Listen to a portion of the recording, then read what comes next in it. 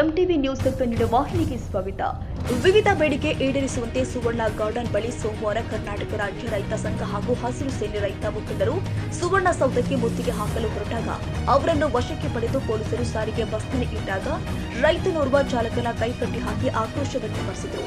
ಸುವರ್ಣ garden ಬಳಿ ಜಮಾಯಿಸಿದ ನೂರಾರು ರೈತರನ್ನ ಬಸ್ನಲ್ಲಿ ಹಾಕಿದ ಪೊಲೀಸರ ನಡೆಗೆ ಆಕ್ಷೇಪ ವ್ಯಕ್ತಪಡಿಸಿ ಚಾಲಕನ ಕೈಕಟ್ಟಿ ಹಾಕಿದರು.